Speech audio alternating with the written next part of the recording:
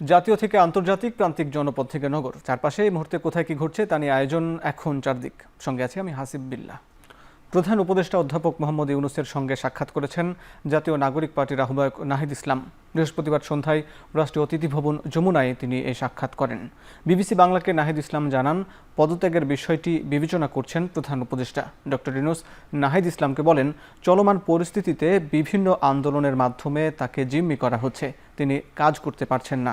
এ সময় প্রধান উপদেষ্টাকে পদত্যাগ না করতে অনুরোধ জানান নাহিদ ইসলাম। অন্যদিকে দেশের বর্তমান পরিস্থিতি বিবেচনা করে দায়িত্ব চালিয়ে যাওয়ার কথা পুনর্বিবেচনা করবেন বলে জানিয়েছেন প্রধান উপদেষ্টা। এদিকে বৃহস্পতিবার সন্ধ্যায় প্রধান উপদেষ্টার সঙ্গে দেখা করেন উপদেষ্টা মাহফুজ আলম ও উপদেষ্টা আসিফ মাহমুদ।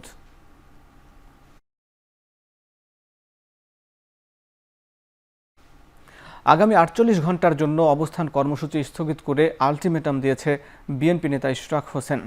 এই সময়ের মধ্যে সরকার রায় বাস্তবায়ন করবে বলে আশা প্রকাশ করেন তিনি। বৃহস্পতিবার বিকেলে কাকরাইলে এসে ইশরাক হোসেন বলেন, রিট খারিজ হওয়ায় আইনের শাসনের বিজয় হয়েছে। দ্রুত আদালতের রায় বাস্তবায়ন করতে সরকারকে তাগিদ দেন ইশরাক। আন্দোলনের কারণে সাময়িক অসুবিধার জন্য জনগণের কাছে ক্ষমা চেয়ে ইশরাক বলেন, সাময়িক সময়ের জন্য আন্দোলন স্থগিত করা হলো। ২৪ থেকে ৪৮ ঘন্টা পর্যবেক্ষণ করার প্রয়োজনে ফের কর্মসূচি দেওয়ার হুঁশিয়ারি দেন ইশরাক হোসেন।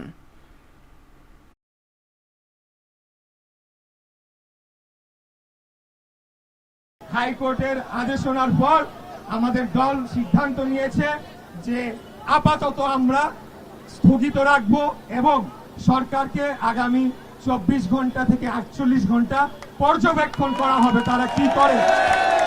ছাত্র প্রতিনিধি সহ অন্যান্য প্রতিনিধিদের পদত্যাগ করতে হবে, সেটা কিন্তু পরিবর্তন হবে না।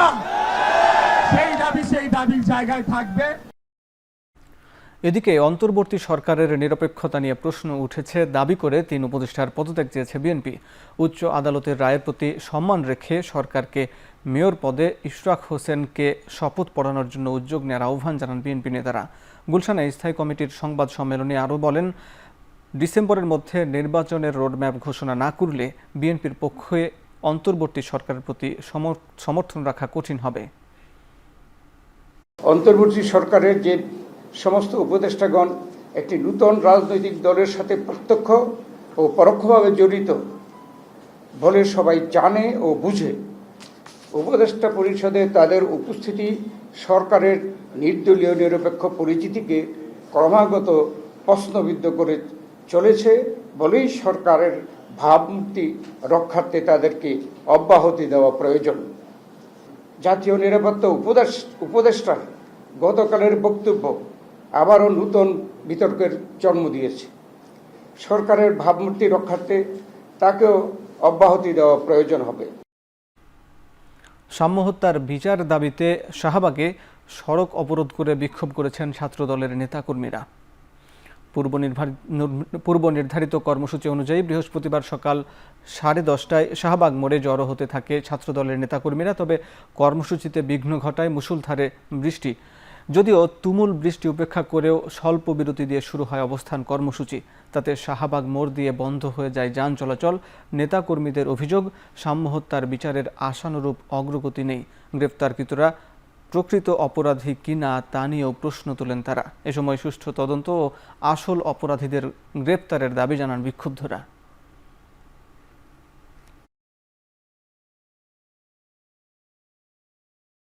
সাম্যের যে হত্যাকাণ্ড ঘটেছে এখনো পর্যন্ত তার বিন্দু পরিমাণ কোনো অগ্রগতি আমাদের চোখের সামনে নাই।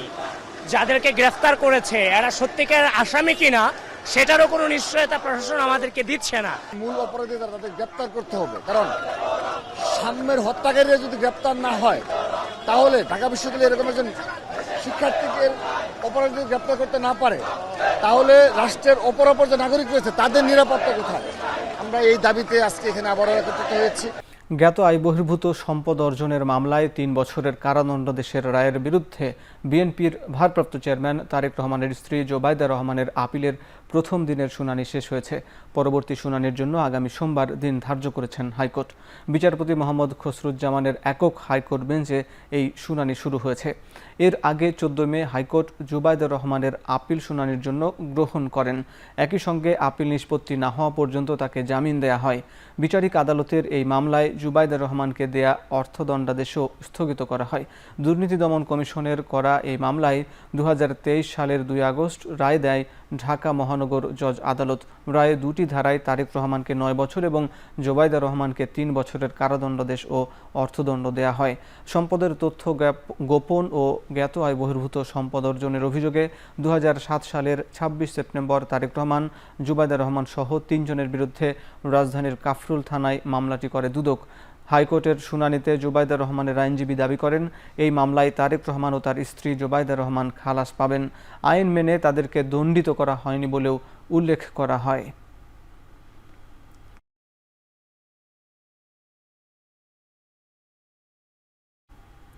শিক্ষকদের আন্দোলনের মুখে এবার পদত্যাগ করেছেন খুলনা প্রকৌশল ও প্রযুক্তি বিশ্ববিদ্যালয়ের অন্তর্বর্তী উপাচার্য অধ্যাপক ডক্টর মোহাম্মদ হযরত আলী।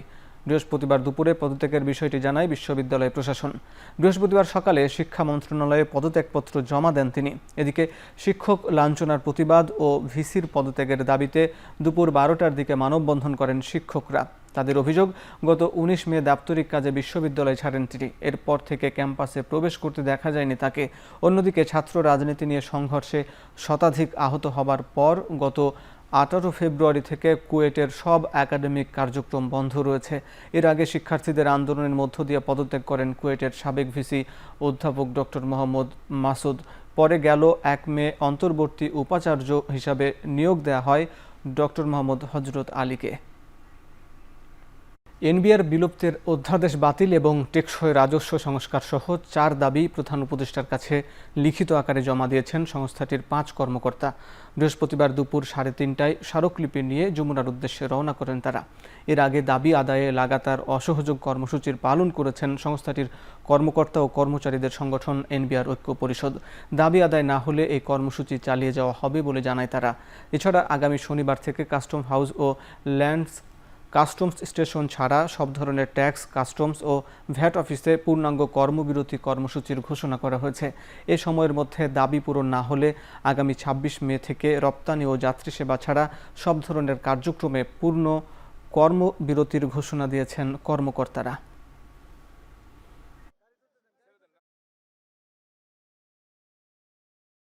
জারিকৃত অধ্যাদেশ অবিলম্বে বাতিল করতে হবে।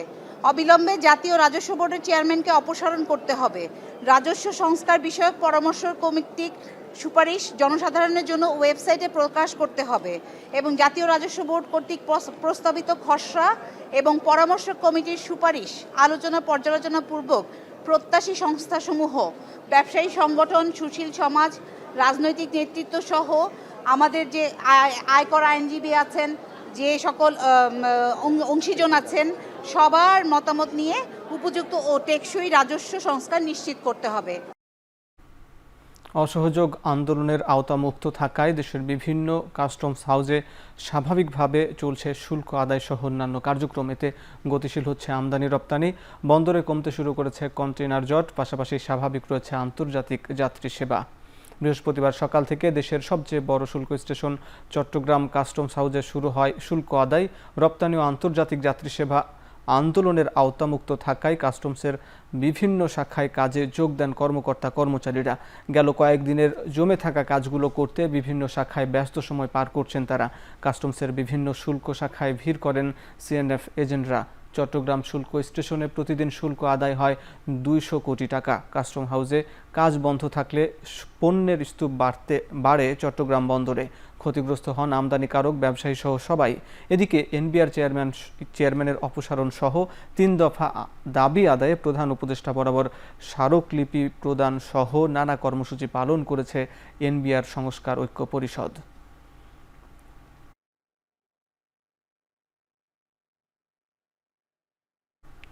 তদবির বাণিজ্য সহ নানা দুর্নীতির অভিযোগে স্থানীয় সরকার উপদেষ্টা আসিফ মাহমুদের সাবেক এপিএস মোয়াজ্জেম হোসেনকে জিজ্ঞাসাবাদ করেছে দুর্নীতি দমন কমিশন। অভিযুক্ত মোয়াজ্জেম হোসেন বৃহস্পতিবার বেলা 11:30টার দিকে দুদক কার্যালয়ে হাজির হন। দুদকের উপসহকারী পরিচালক মিনু আক্তার সুমি সহ অন্যান্য কর্মকর্তারা তাকে জিজ্ঞাসাবাদ করেন। মোয়াজ্জেম হোসেনের বিরুদ্ধে উপদেষ্টা এপিএস থাকাকালে ক্ষমতার অপব্যবহার করে তদবির ও টেন্ডার বাণিজ্য সহ নানা অনিয়মের মাধ্যমে বিপুল পরিমাণ সম্পদ অর্জনের অভিযোগ উঠেছে। সম্প্রতি মোয়াজ্জেম হোসেনের বিরুদ্ধে দুর্নীতির খবর গণমাধ্যমে প্রচারিত হলে তাকে দায়িত্ব থেকে অব্যাহতি দেওয়া হয়। আমার কাছে ডকুমেন্টস আছে কিছু, আমি সেই ডকুমেন্টসগুলো সাবমিট করেছি এবং আমাকে কিছু প্রশ্ন করেছেন, সেই প্রশ্নগুলো আনসার করেছি। আমি মিডিয়াতে দেখলাম যে আমি গণপূর্তে গেছি, পানি সম্পদ মন্ত্রণালয়ে গেছি, রোডস অ্যান্ড হাইওয়েতে গেছি। আমি আপনাদের ওপেন চ্যালেঞ্জ করতেছি, এই 3টা জায়গায় আমার জীবনে পা পড়ে নাই, এগুলো সম্পূর্ণ ভিত্তিহীন। সো আমি যারা ইনভেস্টিগেশন করতেছে আমি তাদের উপর আস্থা রাখি, তারা ইনভেস্টিগেশন করুক, করলে সত্যতা বেরোয় আসবে আর কি। চট্টগ্রাম বন্দরকে বিদেশিদের হাতে তুলে দেয়া যাবে না, তথাকথিত মানবিক করিডোরের নামে খাল কেটে কুমির আনা যাবে না বলে হুঁশিয়ারি দিয়েছেন গণ অধিকার পরিষদের সভাপতি নুরুল হক নূর। পুরানা পল্টনে দলটির কেন্দ্রীয় কার্যালয়ে জরুরি সংবাদ সম্মেলনে তিনি এসব কথা বলেন। নির্বাচনী রোডম্যাপ নিয়ে তারা কাজ করছেন অলরেডি, সেখানে এই নির্বাচনকে পেছানোর জন্য একটা ষড়যন্ত্র করছেন, এই নির্বাচন কমিশনের সামনে কর্মসূচি পালন করছেন। আরে ভাই, তোমাদের তো নিবন্ধন হয় না, একটা অনিবন্ধিত দল তো নির্বাচন কমিশনের হিসাব নিকেশই নাই। বিদেশি প্রতিষ্ঠানকে চট্টগ্রাম বন্দর দেওয়ার উদ্যোগ নিয়েছিলেন, এই সরকারও এসে সেই হাসিনার ব্যবস্থাই চালু রাখলো। হাসিনা খারাপ, হাসিনা ফ্যাসিস্ট, কিন্তু হাসিনার দেওয়া উদ্যোগ আপনারা বজায় রাখতে চান, এই বন্দরকে বিদেশিদের হাতে তুলে দিতে চান। দায়িত্ব ছেড়েছেন পররাষ্ট্র সচিব মোহাম্মদ জসিম উদ্দিন। বৃহস্পতিবার তিনি শেষ অফিস করেছেন। আর নতুন সচিব হিসাবে নিয়োগ না দেয়া পর্যন্ত ভারপ্রাপ্ত সচিব হিসাবে দায়িত্ব পালন করবেন রুহুল আলম সিদ্দিকী। শুক্রবার থেকে দায়িত্বভার গ্রহণ করবেন তিনি। বৃহস্পতিবার পররাষ্ট্র মন্ত্রণালয়ের এক অফিস আদেশে এ তথ্য জানানো হয়েছে। বলা হয়, মোহাম্মদ জসিম উদ্দিন দায়িত্ব ছাড়ার পরিপ্রেক্ষিতে রুহুল আলম সিদ্দিকী পররাষ্ট্র সচিবের দৈনন্দিন কার্যাদি সম্পাদন করবেন। জুলাই গণঅভ্যুত্থানে গেল বছরের 5 আগস্ট আওয়ামী লীগ সরকারের পতনের পর পররাষ্ট্র মন্ত্রণালয়ে পরিবর্তনের হাওয়ায় 1 মাসের মাথায় পররাষ্ট্র সচিবের দায়িত্বে আসেন জসিম উদ্দিন। দায়িত্ব নেয়ার 8 মাসের মাথায় ছুটি নিলেন তিনি।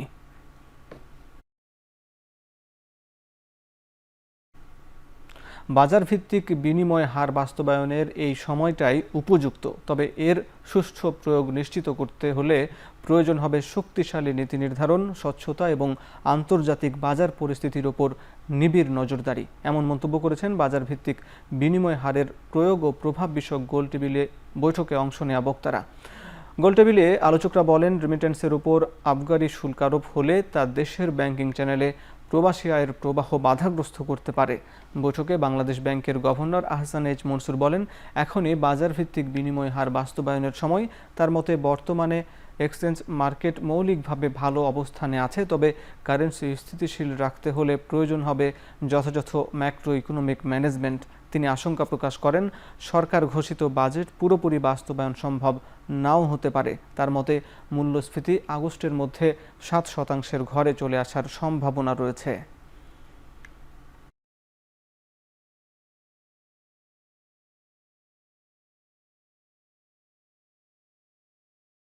Fundamentally, I think the exchange market is in good shape. The fundamentals will drive it. 500 million দিয়ে তো আমি মার্কেটের ট্রেন্ডকে স্টেবিলাইজ করবো না। ট্রেন্ড যেটা ফান্ডামেন্টালি থাকবে সেটা থাকবে। আমার ইনফ্লেশন যদি ডিফারেন্সিয়াল হয়, আমার ইনফ্লেশন যদি আজকে 9.5 আটকে থাকে আগামী 1 বছর 2 বছর, তাহলে তো আমি এক্সচেঞ্জের ধরে রাখতে পারবো না। বুধবার রাতে দেশের বিভিন্ন সীমান্ত দিয়ে 75 বাংলাদেশিকে পুশ ইন করেছে ভারতীয় সীমান্তরক্ষী বাহিনী। অনুপ্রবেশ করা নারী, পুরুষ ও শিশুদেরকে বিজিবির হেফাজতে নেওয়া হয়েছে। বিজিবি জানায়, রাতের আধারে কুমিল্লা সীমান্ত দিয়ে 28 বাংলাদেশিকে পুশ ইনের ঘটনা ঘটে। আটককৃতদের মধ্যে বেশ কয়েকজন নারী ও শিশু রয়েছেন বলে জানা গেছে। এদিকে ফেনীর ছাগলনাইয়া ও ফুলগাজী উপজেলার ভারতীয় সীমান্ত দিয়ে 24 জনকে পুশ ইন করেছে বিএসএফ। এ সময় তাদের আটক করে ফেনী 4 বিজিবির কাছে হস্তান্তর করেছে স্থানীয়রা। আটককৃতদের ভারতের গুজরাট ও হরিয়ানা থেকে বিমানযোগে আগরতলা সীমান্তে নিয়ে আসা হয়। এই দলে ছিল 140 জন। এর মধ্যে 24 জনকে ফেনীর 2 সীমান্ত দিয়ে পুশ ইন করা হয়েছে। প্রাথমিকভাবে জানা গেছে তারা কুড়িগ্রামের বাসিন্দা। পঞ্চগড়ের বড় বাড়ি সীমান্ত দিয়ে নারী, পুরুষ ও শিশুসহ ২১ জনকে পুশিন করেছে ভারতীয় সীমান্তরক্ষী বাহিনী। পরে সীমান্ত এলাকা থেকে তাদের আটক করে বিজিবি। এছাড়াও দিনাজপুরের রামচন্দ্রপুর সীমান্তে পুশিনের সময় ২ বাংলাদেশিকে আটক করে বিজিবি।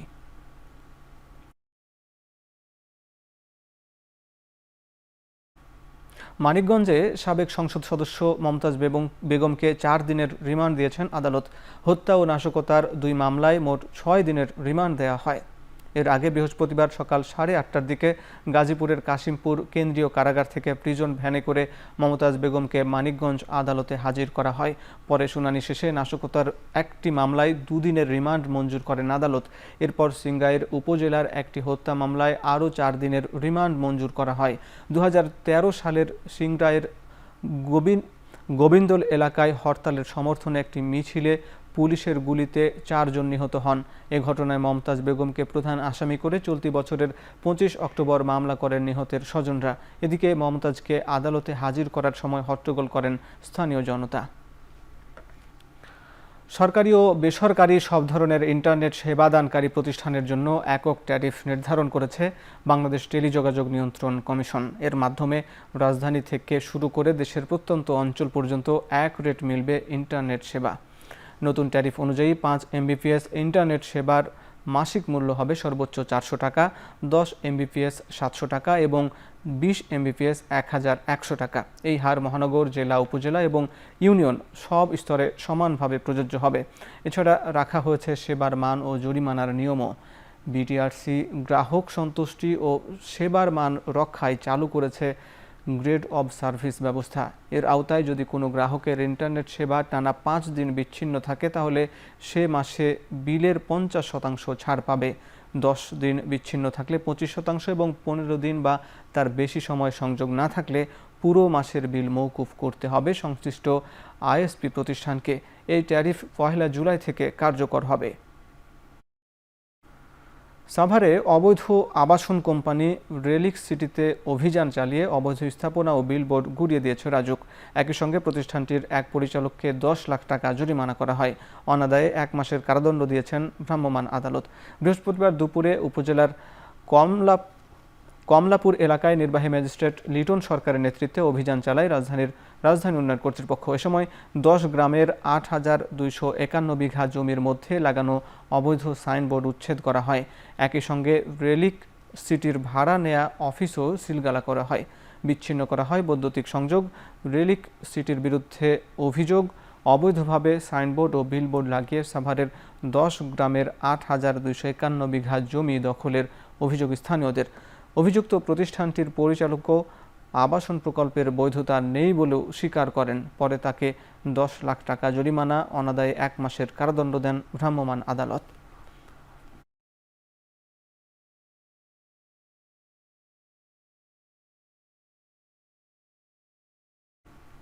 মানিকগঞ্জে বৈষম্য বিরোধী ছাত্র আন্দোলনের ২ নেতাকে চাঁদাবাজি ও সাইবার নিরাপত্তা আইনে করা মামলায় ২ দিনের রিমান্ড মঞ্জুর করেছেন আদালত। বৃহস্পতিবার বিকেলে মানিকগঞ্জের অতিরিক্ত চিফ জুডিশিয়াল ম্যাজিস্ট্রেটের আদালত এই রায় দেন।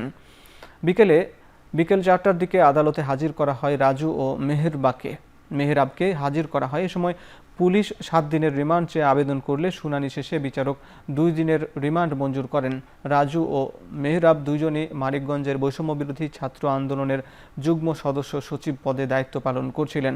মামলার এজাহারে বলা হয়, বুধবার মোহাম্মদ আনিসুর রহমান সাব্বির মানিকগঞ্জ সদর থানায় তাদের বিরুদ্ধে চাঁদাবাজি ও সাইবার নিরাপত্তা আইনে একটি অভিযোগ দায়ের করেন।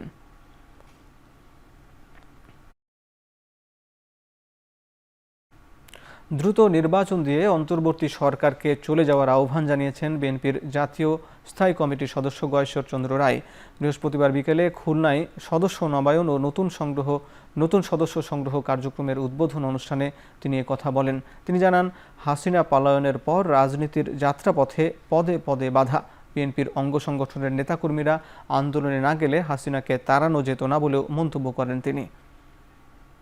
আমরা একটা কথাই বলছি, স্বৈরাচারের ফ্যাসিবাদের পতনে আমরা যেমন ঐক্যবদ্ধ ছিলাম, আগামী একটি সুষ্ঠু অবাধ নির্বাচন পর্যন্ত আদায় করা পর্যন্ত যেন আমরা একসঙ্গে থাকি। তাদের যে দায়িত্বটা, যে অবাধ নির্বাচন করা, সেদিকে তারা কতটুকু মনোযোগ যে সংস্কারের শব্দটা আসছে সেই সংস্কার তো আমরা 2 বছর হলো, 22 সালে কত দিন। যশোরের অভয়নগরে তরিকুল ইসলাম নামের বিএনপির এক নেতাকে কুপিয়ে ও গুলি করে হত্যা করেছে দুর্বৃত্তরা। বৃহস্পতিবার সন্ধ্যায় উপজেলার মশিয়াটি গ্রামে এ ঘটনা ঘটে। বিষয়টি নিশ্চিত করেছেন অভয়নগর থানার ভারপ্রাপ্ত কর্মকর্তা আব্দুল আলিম। জানান, নিহত তরিকুল উপজেলার নওয়াপাড়া পৌর কৃষক দলের সভাপতি ছিলেন। মশিয়াটি গ্রামের একটি মাছের ঘেরের লিজ নিয়ে একই গ্রামের পিন্টু বিশ্বাসের বাড়িতে যান তরিকুল। এ সময় দুজনের কথা কাটাকাটির এক পর্যায়ে তাকে কুপিয়ে জখম করে দুর্বৃত্তরা। মৃত্যু নিশ্চিত করতে কয়েক রাউন্ড গুলি চালিয়ে পালিয়ে যায় তারা। এই ঘটনায় জড়িতদের গ্রেফতারে অভিযান চালাচ্ছে পুলিশ।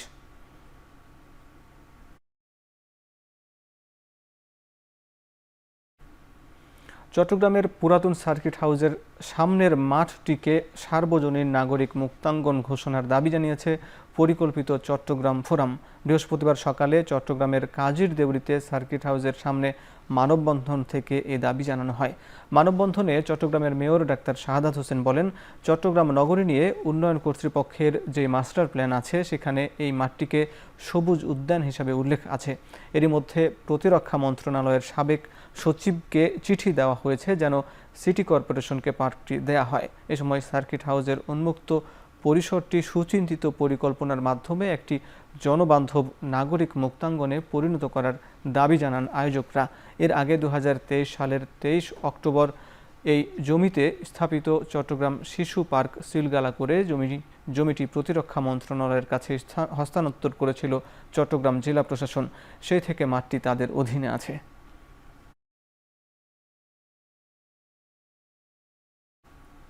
কুষ্টিয়ায় যুব জলবায়ু সম্মেলন 2025 অনুষ্ঠিত হয়েছে। বৃহস্পতিবার সকালে শহরের দিশা টাওয়ারে এই সম্মেলনের আয়োজন করা হয়। পরিবর্তনের ধ্বনি তরুণদের কণ্ঠে বাজে। প্রতিপাদ্যকে সামনে রেখে এই সম্মেলনের আয়োজন করা হয়। এতে অংশ নেন জেলা ও বিভিন্ন প্রান্ত থেকে আসা 300 তরুণ নেতা, জলবায়ু কর্মী ও গবেষক। আলোচনায় উঠে আসে জলবায়ু সংকট মোকাবেলায় স্থানীয় উদ্যোগের গুরুত্ব সহ বেশ কিছু ইস্যু। বক্তারা বলেন, জলবায়ু সংকটের বিরুদ্ধে লড়াইয়ে তরুণরাই সবচেয়ে বড় শক্তি। প্লাস্টিকের ব্যবহার কমাতে বিভিন্ন প্রস্তাব উত্থাপন করেন তারা। যুক্তরাজ্যে থাকা বাংলাদেশ হাইকমিশনে নবনিযুক্ত প্রেস মিনিস্টার আকবর হোসেনের সাথে মতবিনিময় করেছেন বাংলাদেশি সংবাদকর্মীরা। ইস্ট লন্ডনের একটি রেস্তোরাঁয় এই মতবিনিময়ের আয়োজন করে বাংলাদেশ প্রেস ক্লাব ইউকে। এ সময় বিগত সরকারের বিভিন্ন অনিয়ম ও দুর্নীতির কথা তুলে ধরেন নবনিযুক্ত প্রেস মিনিস্টার। এসবের পুনরাবৃত্তি যাতে না ঘটে সে ব্যাপারে দৃঢ় প্রত্যয় ব্যক্ত করেন আকবর হোসেন। হাইকমিশনের ব্যাপারে যে কোনো তথ্য জানাতে সরাসরি যোগাযোগের আহ্বানও জানান তিনি। এছাড়াও বাংলাদেশ প্রেস ক্লাব ইউকের আহ্বায়ক শাকির হুসাইনের সভাপতিত্বে অনুষ্ঠানে প্রধান অতিথি হিসেবে বক্তব্য রাখেন সাবেক প্রেসিডেন্টের উপদেষ্টা মুখলেসুর রহমান চৌধুরী।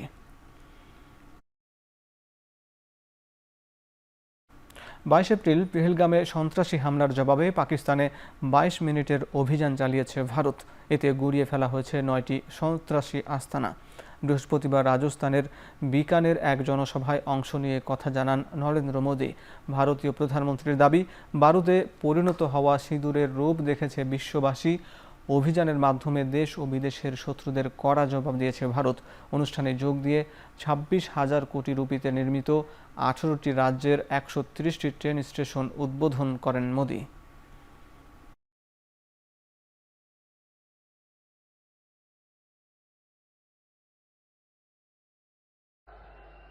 22 तारीख के हमले के जवाब में हमने 22 मिनट में आतंकियों के 9 सबसे बड़े ठिकाने तबाह कर दिए। दुनिया ने और देश के दुश्मनों ने भी देख लिया कि जब सिंदूर बारूद बन जाता है तो नतीजा क्या होता है। নিষেধাজ্ঞা চাপিয়ে দিয়ে আশানুরূপ ফল না পাওয়ায় পরমাণু ইস্যুতে ইরানের সঙ্গে সমঝোতা করতে চায় যুক্তরাষ্ট্র। বৃহস্পতিবার সিরাজ শহরে আঞ্চলিক এক সম্মেলনে এমনটাই দাবি করেছেন ইরানের পররাষ্ট্রমন্ত্রী আব্বাস আরগচি।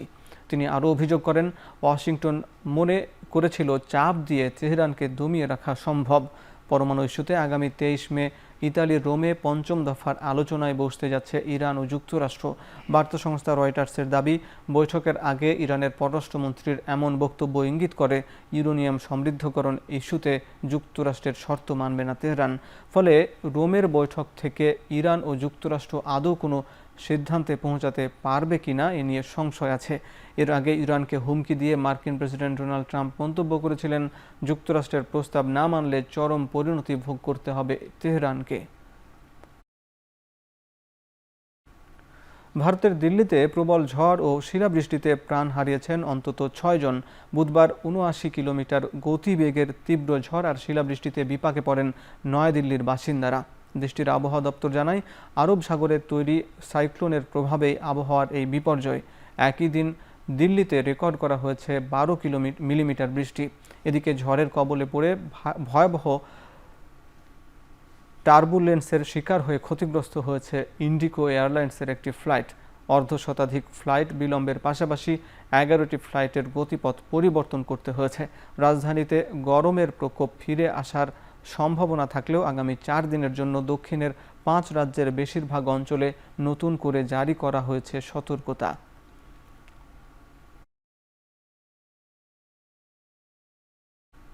ইতিহাসের সর্বোচ্চ অবস্থানে পৌঁছেছে বিটকয়েনের দর।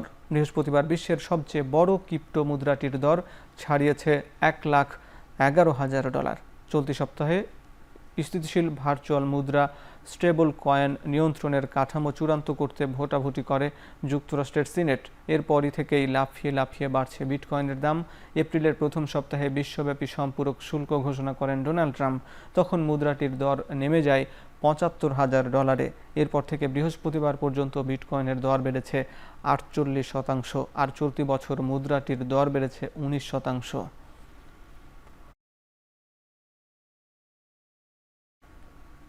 ভারতের মুম্বাইয়ে বলিউড সুপারস্টার সালমান খানের গ্যালাক্সি অ্যাপার্টমেন্টে বিনা অনুমতিতে প্রবেশের চেষ্টার অভিযোগে 2 জনকে গ্রেপ্তার করেছে পুলিশ।